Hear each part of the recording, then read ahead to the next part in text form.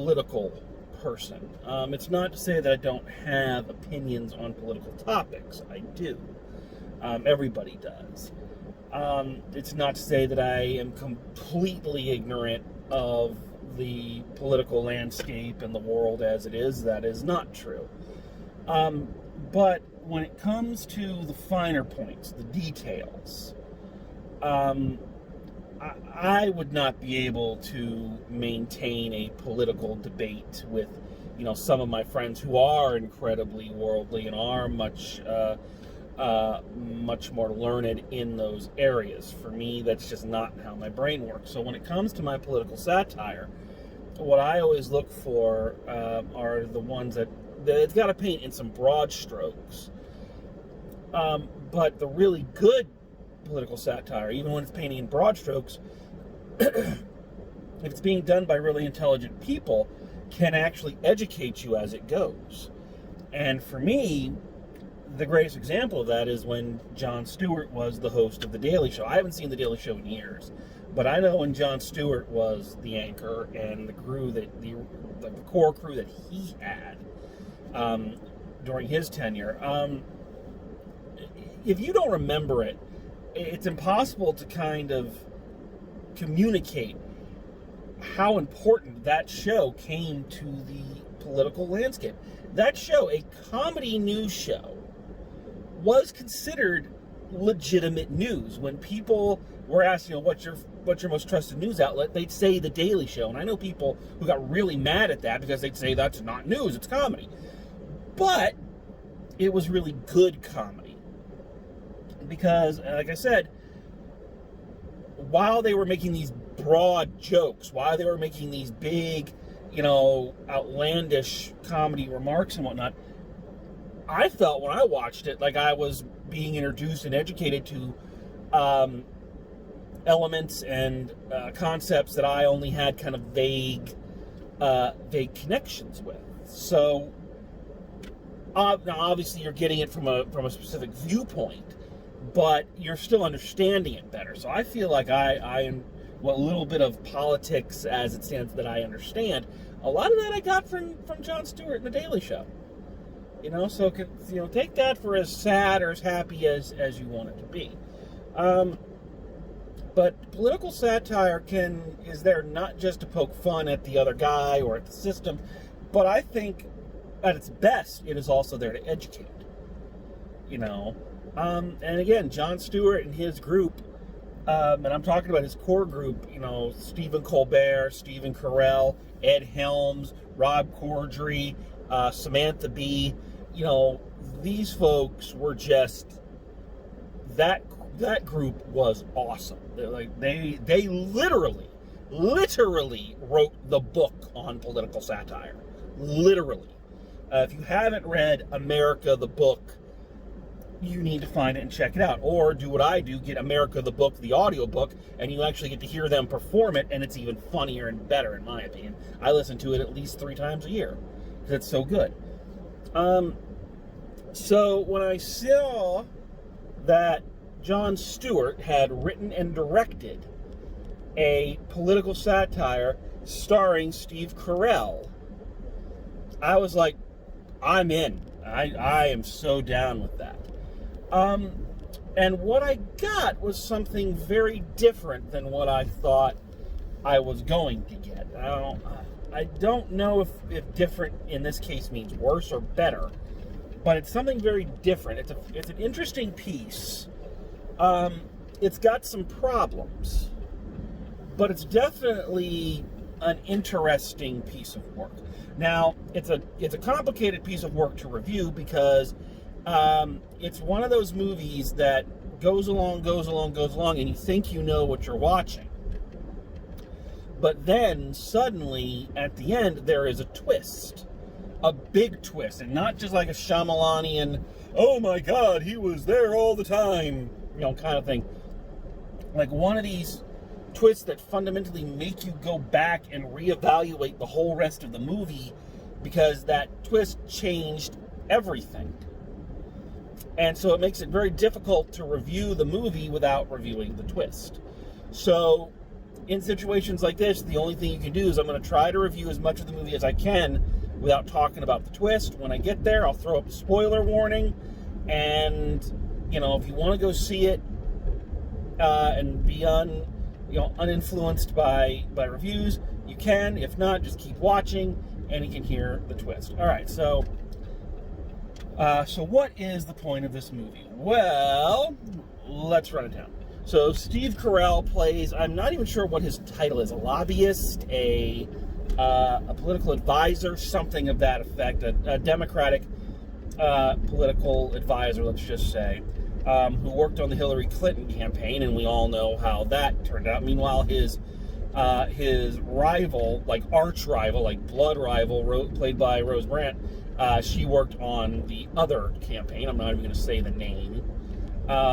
So obviously we all know how that worked out. So beaten and battered and bruised, he goes looking for basically the next Democratic great white hope. And what he finds is a viral video of this guy in Wyoming who stands up to the city council on a policy that he found to be, that was a policy against illegal immigrants, and he railed against it, and Steve Carell decides this guy is going to be the next Democratic mayor of this town.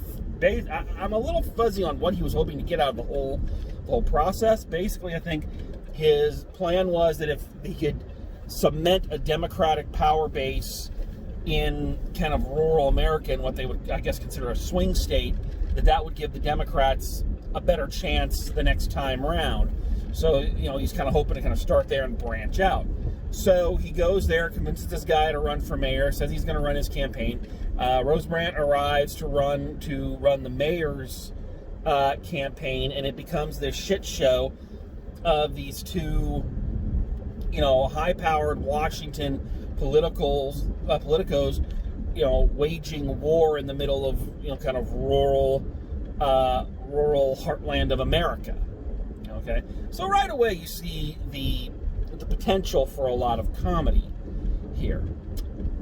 And there are some interesting things. There are a lot of interesting directorial and writing choices. Of course, Jon Stewart wrote and directed it.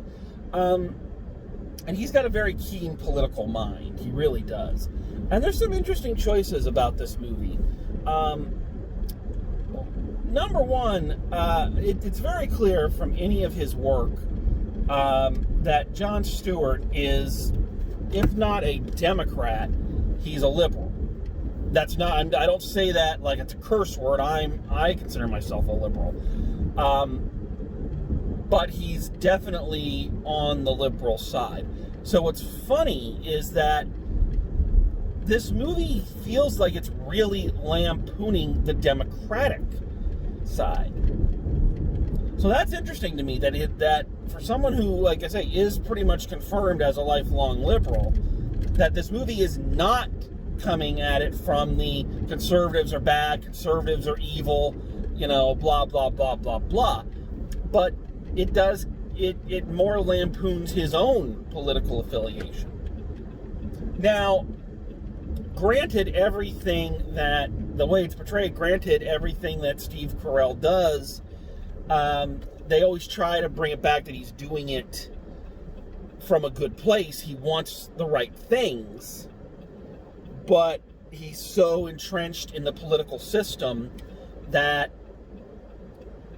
though even when he starts from a good place, how he's going to get his goals, bring him into question. And it feels like they're really lampooning his own party there, which I think is interesting. Not a lot of people would do that. They'd go from the other side and, really hand slam the Republicans.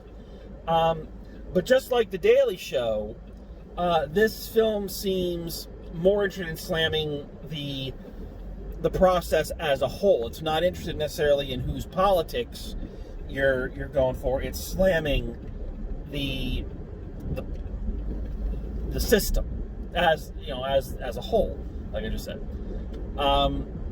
And what's interesting is the system that it's choosing to really go after. It's focused on what it wants to say and where its venom is being aimed, and it's mostly at the process of elections and of campaign finance reform and all of that, because whose politics you're on, whose side you come down on in terms of politics doesn't really seem to enter into it.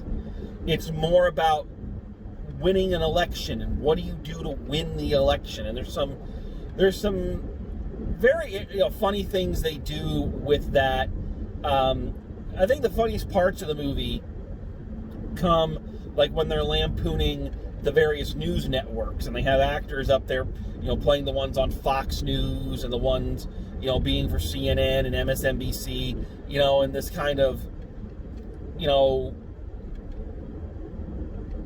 less informative, more entertainment side of news TV these days. The thing that The Daily Show was always accused of being, when sometimes it felt it was delivering more facts than the quote-unquote real news networks. So those are very big, very broad, very funny. They do some really funny stuff when, they're talking about, target marketing and target campaigning. They've pulled this section of the town, and they see that this is where all the single mothers are, so they're going to send them pamphlets on, birth control and, stuff like that. Here we've got all the ones where all the families seem to be located, so send them stuff on school reform and all of that. They bring in all these different, I don't know what you call them, subgroups or whatever. It's like here are the whacks, the women against this and this. Here's the, here are the white.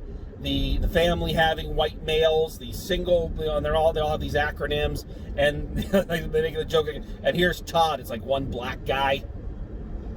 Like, who's that? That's Todd. Is that an acronym? No, it's just Todd. He's just, they do some funny stuff when the election actually happens, and you have all these, different groups outside trying to gain support, and you have I think it was the National Rifle Association. Was signing people up and has all this thing about Yay America, and this group of black guys go to sign up and they take the pens away from them, So there's some funny stuff in this. So why then didn't I really enjoy this movie? Honestly, I think because there is a real tonal disconnect in this film. It can't seem to decide if it is trying to play it straight or if it is trying to go into National Lampoon territory. And because of that, the parts that I mentioned that are bigger work really well. But the rest of the film comes off just very slow, pondering, and I'll be honest, kind of dull and easy to ignore. That's the problem with watching, kind of in the situation we're in, where I'm watching a lot of these on pay-per-view, or I bought the DVD, or whatever, is that you got to work, your movie better be good, because it is so much easier for me to go, I'm going to turn this off and watch it later, or hey, what's my phone doing, as opposed to a movie theater where you basically, or you should go in, turn your phone off, and you're kind of all, your focus is all there. So even if the movie isn't holding your focus, you're still paying attention to it. But here I found it very easy to kind of drift off. It was like, okay, and again, I think because, Jon Stewart's a very intelligent person, so I can't believe that, the artistic choices he made weren't deliberate. He deliberately, made most of it a little closer to realism. Other parts, he went big parody. And I think the shifting hurt it. If it was me, And again, I hate to keep bringing the Daily Show up, but I mean, this is where we know Jon Stewart's political savvy from. So I mean, if it had been me, I think I would have tried to go for a tone a little closer to the Daily Show, bigger than life, a little broader strokes, but the details are what give it more substance. Here, it's details, with a couple of little funny, jokes or reactions mixed in, and then suddenly broad stroke. And, I mean, I'm using a kind of weird metaphor here, but if you look at a painting that's done like that, and it's going to seem like a mess. And that's kind of what happens here. It doesn't click for me. And that's sad because I like Jon Stewart a lot, and I really like Steve Carell. These are two of my, I'm not going to say favorite actors, but these are two talents that I truly respect. Actually, Steve Carell is one of my favorite actors, I think. And he's good in the movie. It's just, I don't know. I felt like he was ready to bust out, and he wanted to go bigger, but he kept restraining himself. And I think they needed to go bigger, and I especially think they needed to go bigger when you take into account the twist. All right, so we're at this point. We're here now. So I'm throwing up the spoiler warning. If you want to stop here, I give the movie a C+, basically. Go watch it if that's kind of your funky thing, and don't let me spoil the ending, because it is a good ending. I'm going to give it that. But if not, keep listening, because we're going to talk about the ending. So, what happens? So, it turns out that this whole thing was a scam. But not by the political consultants. It was a scam perpetrated by the entire town. Now, as you're watching this movie up until the end, you think you know what kind of movie you're watching. That this is, Steve Carell is the cynical, jaded city boy who gets in touch with his roots and his ideals that he's long abandoned in order to pursue, yada, yada, yada. And the farmer's daughter that he meets, they fall in love, and she brings him back down to, and helps him realize the best parts of themselves, yada, yada, yada, yada. And that is not what happens. The movie is leading you in that direction, but then it kind of throws a massive curve at you. So what it turns out is that the farmer's daughter I previously mentioned, she set Steve Carell and Rose Brandt up. The town that they're in, that they're vying for mayor of, is a town that is on the verge of economic collapse because there was an army base there. They moved the army base out, and when they did, the economy of the place collapsed. They're in danger of losing their high school because they don't have the money to maintain it.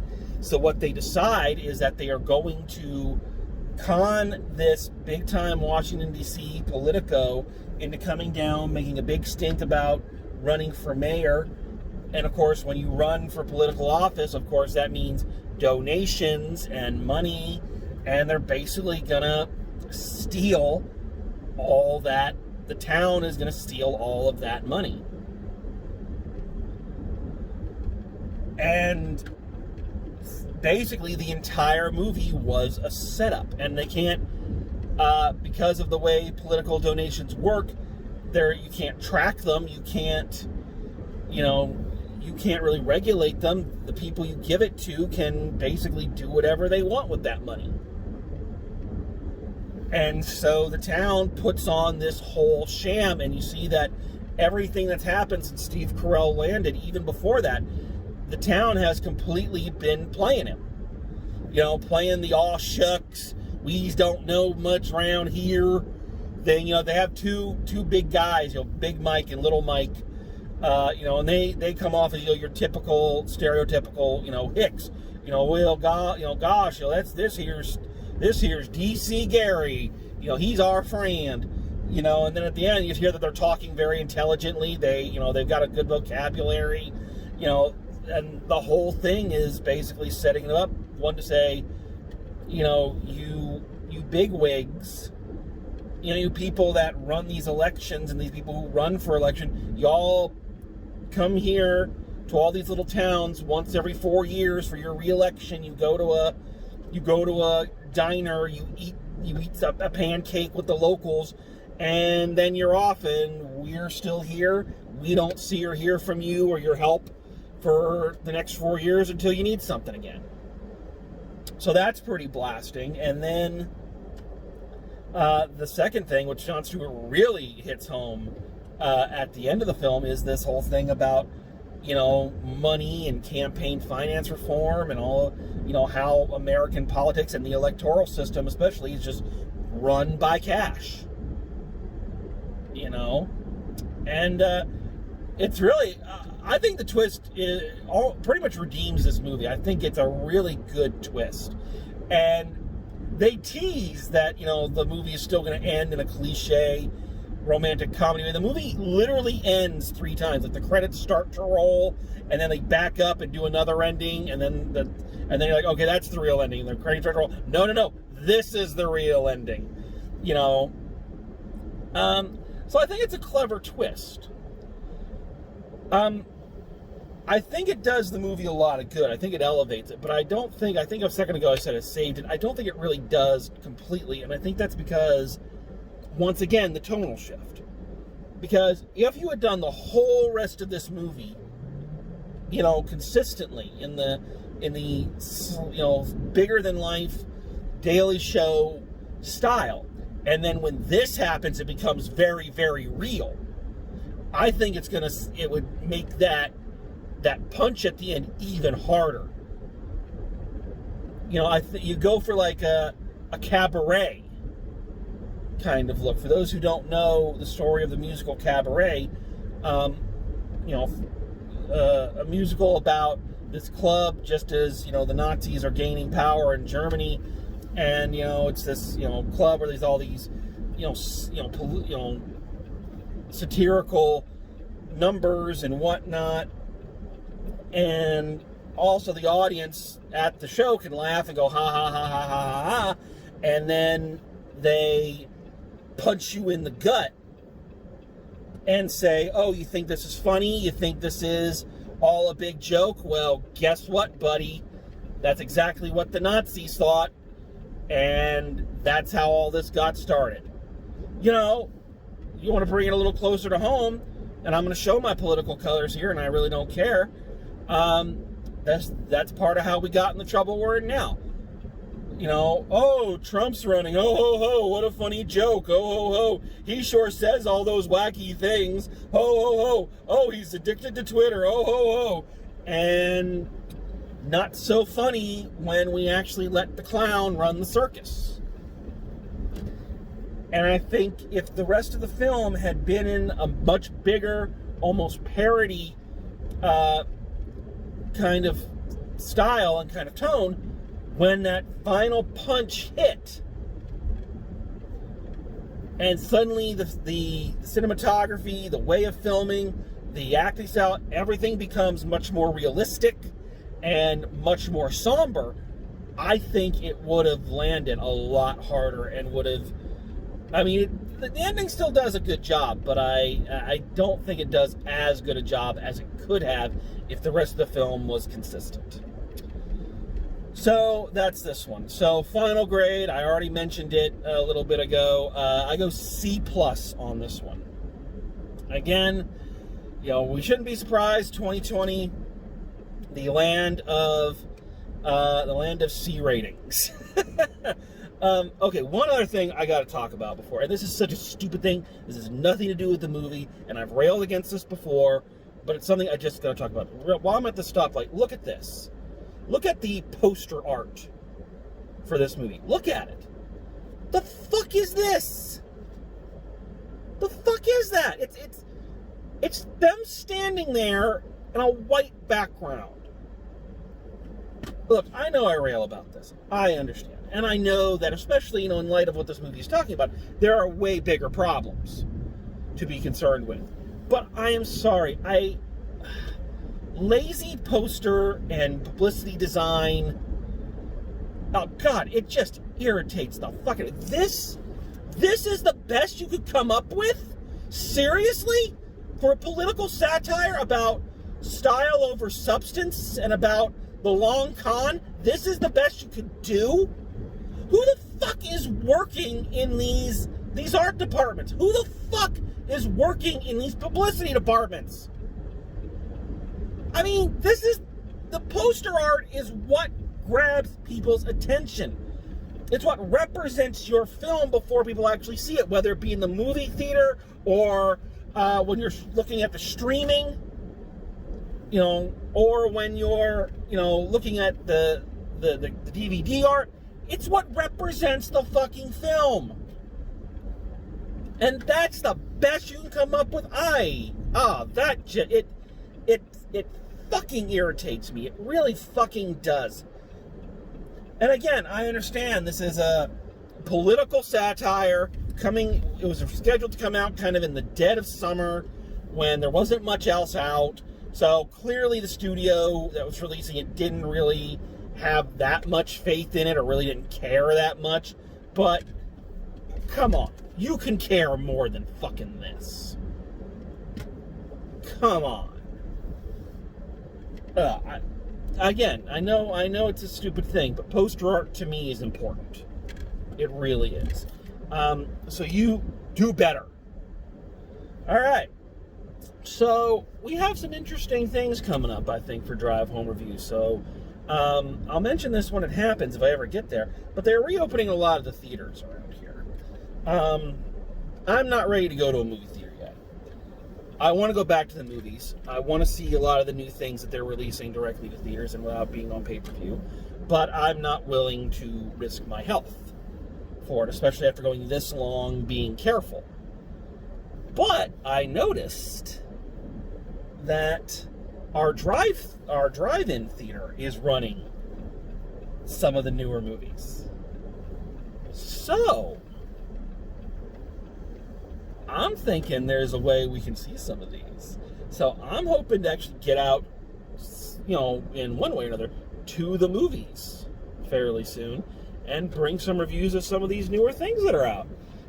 So we're going to see how that pans out. So it's exciting, but obviously, given the quality of the films I've reviewed from 2020 so far, I'm not getting my hopes too far up. But who knows? It's something new. Anyway, so that's what's coming up with us. Hope everyone's doing well. Sorry about the glare, and as always, drive safe. And I will see you at the movies.